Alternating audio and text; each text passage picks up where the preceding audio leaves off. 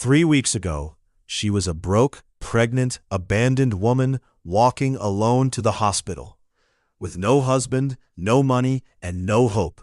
Then she met a stranger on a dusty road. She asked him to pretend to be her husband for one day. He said yes. She didn't know he was a billionaire. He didn't know he was about to fall in love. And now she's standing in his penthouse. His mother hates her, the press is outside, and her baby just smiled at the enemy. Also, he set off the fire alarm trying to make her breakfast, because billionaires, apparently, cannot cook plantains. Who knew? If you're just joining us, you have missed some serious drama. Episode 1. She walked in labor, met a stranger, and asked him to be her fake husband. Episode 2. He stayed in the labor room. He made placenta puns. He named her baby. Then he disappeared, and she Googled his real name. Episode 3. He came back at midnight. He slept in his car. He told her the truth about his mother's death, and she agreed to give him a chance. You can't watch episode 4 without knowing what came before. The tears, the laughs, the twist that broke the internet. Pause this video right now, scroll down, click the episode 1 card on our YouTube homepage, watch from the beginning, then come back here. Trust me, you don't want to miss episode 4 cold. And while you're there, smash that like button if you want Maya and Damien to make it. Subscribe and hit the bell so you never miss an episode. We drop new episodes every 48 hours after. Comment below, would you have moved into the penthouse or run for the hills? Because in this episode, the fire alarm isn't the only thing that explodes. Okay, maybe it's mostly the fire alarm, but still. Hit play. Episode 4 starts now. The convoy climbed through the city like a dark ribbon of wealth. Maya watched the neighborhoods transform through the tinted window. First, the familiar chaos of her own area. Women selling oranges on street corners. Children kicking flattened soccer balls.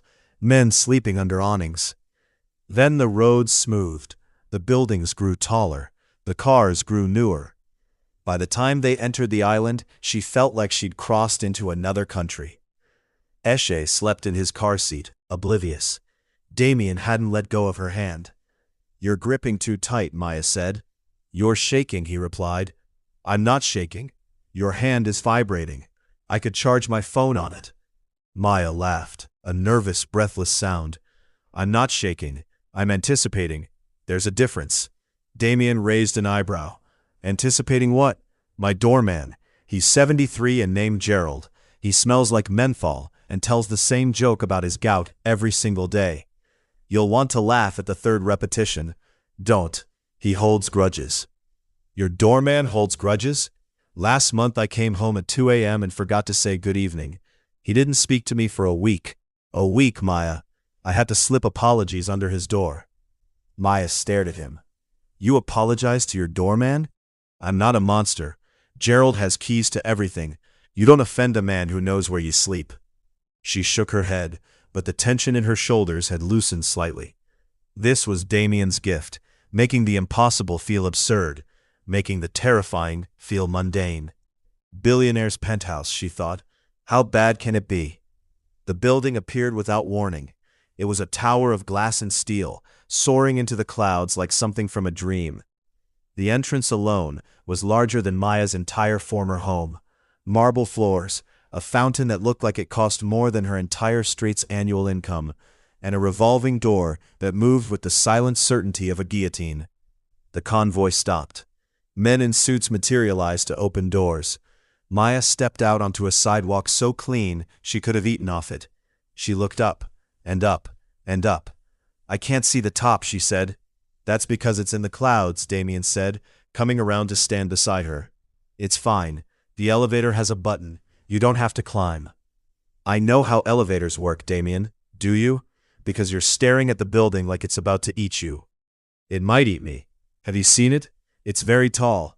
Tall things eat people. Everyone knows this." Damien laughed, a real laugh, loud and unguarded. One of the security men glanced back, surprised. Damien Cross-Holden didn't laugh in public. The papers said so. The papers hadn't met Maya. The lobby was an assault of elegance. Marble floors that reflected the ceiling. A chandelier that looked like frozen lightning. a reception desk staffed by a woman so beautiful that Maya instinctively checked to make sure she wasn't a hologram. Gerald, the doorman, was indeed old, white-haired, and leaning on a cane. He fixed Maya with a stare that could strip paint. "So," he said, "you're the one." Maya's mouth went dry. The one? The one who made him miss 3 days of work? The one who's been making him smile like a fool? The one who— He squinted at Eshe in Maya's arms. "Produced that." "Produced is a strong word," Damien interjected. "She didn't produce him like a movie. She gave birth. There was screaming. I have trauma." He leaned toward Maya, lowering his voice to a conspiratorial whisper. "He's been different since he met you. Happier. Less insufferable. Still insufferable, but less. Whatever you're doing, keep doing it." "I'm just existing," Maya whispered back. "Excellent. Keep existing." Gerald patted her arm with a gnarled hand. "You're good for him. And if anyone in that building gives you trouble, you tell me. I have keys to their apartments too." He shuffled away, whistling. Damien stared after him. "Did he just threaten my neighbors on your behalf?"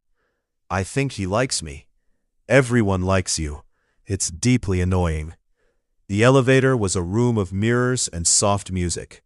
Maya watched herself holding Eshe, a woman in a borrowed dress, with tired eyes and a baby on her hip, reflected 100 times in 100 directions. Damien stood beside her, close enough that their shoulders touched. "The penthouse is the top 2 floors," he said. "There's a garden on the roof, a pool, a kitchen that's never been used." "Never? I don't cook. You cooked plantains at my place." "That was survival. There's a difference." The elevator stopped. The doors opened. Maya stepped out into a living room the size of a football field. Floor-to-ceiling windows showcased the entire city, sprawling, glittering, impossibly distant. The furniture was white and looked aggressively expensive. The ceilings were high enough to accommodate a small giraffe. There was art on the walls, actual art, the kind that came with plaques and meanings. And standing in the middle of this palace, looking profoundly uncomfortable, was a woman. She was in her 60s, with silver hair pulled into a severe bun, and a face that had clearly been beautiful once, but had since been hardened by something, money maybe, or disappointment. She wore a cream-colored pantsuit and heels that could double as weapons. "Damien," she said. Her voice was cool, measured, and carried the weight of someone who had never been told no. "Mother," Damien replied. His voice was equally cool, but Maya felt him tense beside her. "Mother." The word landed like a stone. Maya had assumed Damien's family was somewhere else, another city, another country, anywhere but here. She'd imagined meeting them eventually, after she'd had time to prepare, after she'd learned how to hold a fork properly and which spoon was for soup. Not now, not like this. "Damien," his mother said again, her eyes fixed on Maya. "You didn't tell me you were bringing guests." It was a spontaneous decision. Clearly. She walked toward them, her heels clicking against the marble like gunshots. She stopped a few feet away and looked at Maya the way one might look at a stain on a beloved rug. Maya instinctively held Eshe closer. "And who," Damien's mother said, "is this?" Damien took a breath. Maya could feel him gearing up for a fight. "This is Maya," he said, "and this is Eshe. Don't lie to me in my own house." "Your house?" Damien's voice sharpened. "Mother, I bought this building. Semantics. You're standing in my penthouse, criticizing my guest, and you want to talk about semantics?" The tension was thick enough to slice. Eshe, sensing the shift in energy, began to squirm. His face crumpled, his mouth opened. And then he let out a wail so loud that one of the art pieces on the wall, a fragile-looking sculpture made of glass, vibrated slightly. Maya bounced him automatically, shushing, swaying. "It's okay, baby. It's okay. Mama's here." Damien's mother stared at the crying infant like he was a bomb about to detonate. "It's loud," she observed. "Babies are loud, Mother. That's their primary function. That and being adorable. He's very good at both, I can see that. Maya wanted the floor to open and swallow her. She'd survived labor alone. She'd survived a broken heart. She'd survived poverty and abandonment and the crushing weight of being a single mother in a world that didn't care. But she was not sure she could survive Damien's mother's stare. Then something unexpected happened. Eshe stopped crying. He blinked his dark eyes, Maya's eyes, and looked directly at Damien's mother. And then, with the unearned confidence of an infant who had no idea who he was dealing with, he smiled. A gummy, toothless, devastating smile. Damien's mother went very still. He smiled at you, Damien said, a note of wonder in his voice. He doesn't smile at everyone. He smiled at Gerald once. Gerald cried.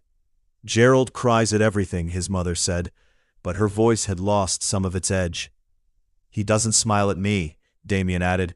I feed him, I hold him, I sing to him. He looks at me like I'm a stranger who stole his favorite toy. But you get a smile. Maya hid her own smile. Eshe was tactical. She didn't know how or why, but the child had instincts. He knew exactly who to charm, and when. Damien's mother took a step closer, then another. She looked down at Eshe, still smiling, still glowing with infant approval, and her expression cracked. He has your eyes, she said to Maya, then softer. He's beautiful. Maya's throat tightened. Thank you. He's also very loud, but I suppose that's fixable. Mother, Damien groaned, I'm not saying it's a defect. I'm saying it's an adjustable feature, like a volume knob. Maya laughed before she could stop herself. It was a surprised, delighted laugh, the kind that bubbled up from somewhere deep. Damien's mother looked at her. For a moment, just a moment, the ice thawed. You laugh like his father, she said. It's disconcerting. How do you know how his father laughs? Damien asked. You divorced him 20 years ago. I remember things. I'm not dead. The awkward silence returned, but it was a softer awkward now, the kind that might, with time and effort and many, many deep breaths, become something else. The tour of the penthouse took 45 minutes.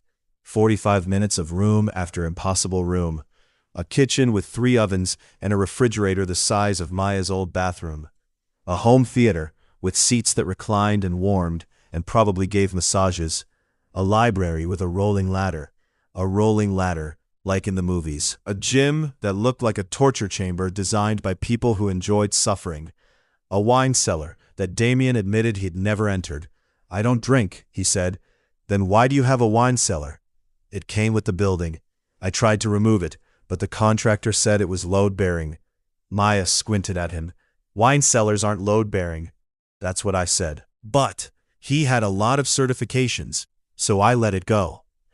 By the time they reached the master bedroom, a room so large it had its own sitting area and a bed that could comfortably sleep 8. Maya's legs were trembling with exhaustion.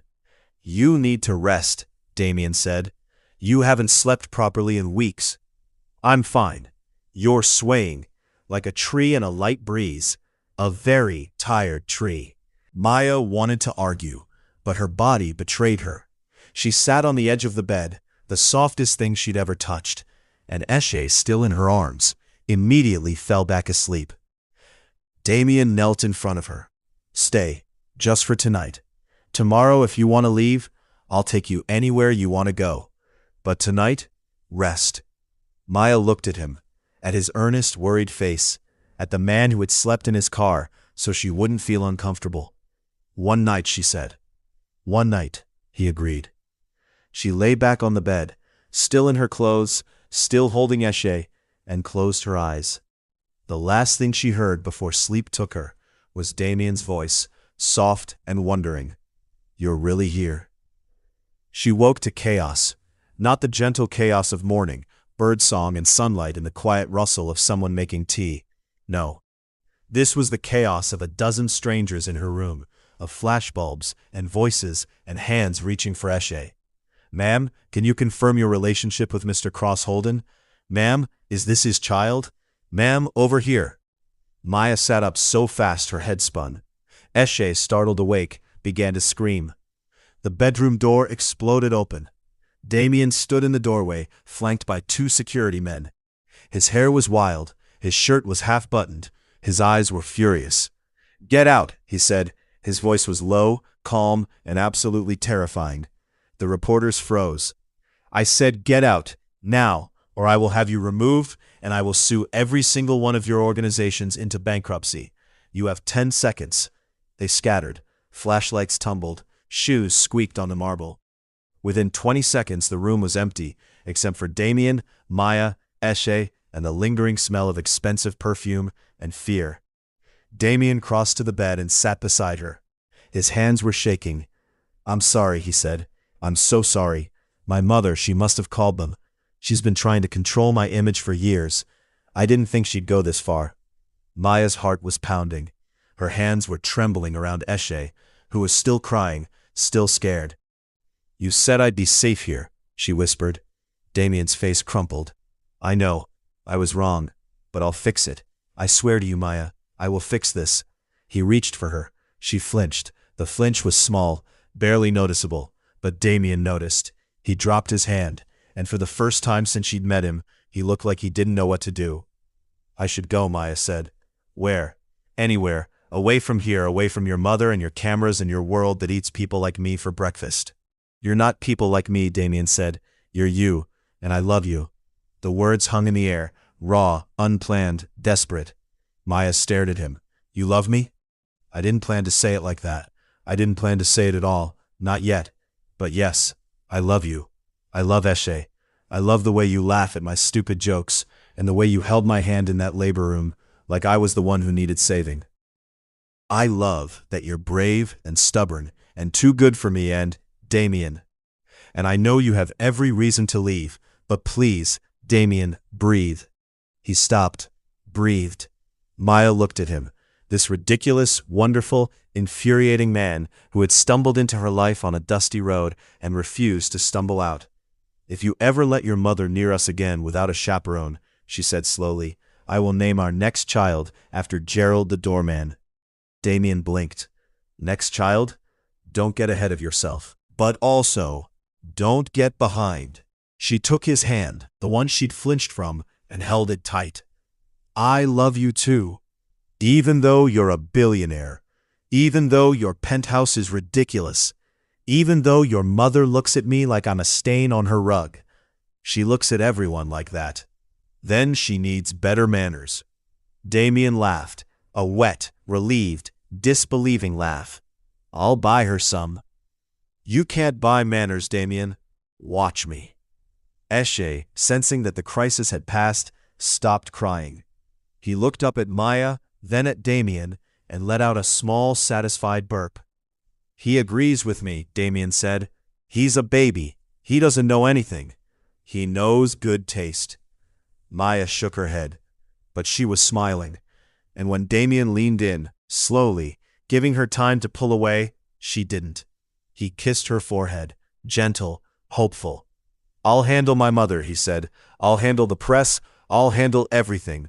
All you have to do is stay." Maya looked around the room, the enormous bed, the expensive art, the window that showed a city she didn't know. "You have a lot of enemies," she said. "I know. Your mother hates me. She doesn't hate you. She's just afraid of losing control. I have no money, no family, no status. I know all of that," Damien said, "and I don't care." Maya took a breath, then another. "Okay," she said, "I'll stay. But if Gerald the doorman ever apologizes to me for your behavior, I'm leaving. Deal. And you're teaching me how to use that ridiculous rolling ladder in the library. It's a fire hazard. I'll have it removed. Don't you dare."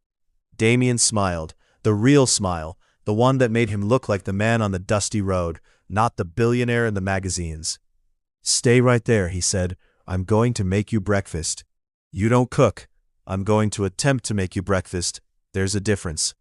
He stood up, still holding her hand, and for a moment, neither of them moved. Then Damien Cross Holden, CEO, billionaire, owner of 3 private jets and a load-bearing wine cellar, walked into his marble kitchen and set off the fire alarm. Maya heard the shrieking siren. heard Gerald's voice over the intercom. "Not again, Mr. Crossholden. Not again." She looked down at Eshe, who had opened one eye in mild annoyance. "Your father," she said, "is an idiot." Eshe closed his eye and went back to sleep. Maya laughed, loud and free and real, and for the first time in a long time, she thought that maybe, just maybe, everything was going to be okay. Stay tuned for episode 5, The Enemy Within. Damien's mother isn't the only threat. An old business rival has discovered Maya's existence, and will stop at nothing to use her against Damien. Secrets from Damien's past emerge, and a shocking betrayal will test whether their love can survive the ultimate price. Who can Maya trust when everyone has an agenda? Subscribe and hit the bell for episode 5. Like this video if you laughed at Damien setting off the fire alarm. Should Maya forgive Damien's mother, or keep her at a distance?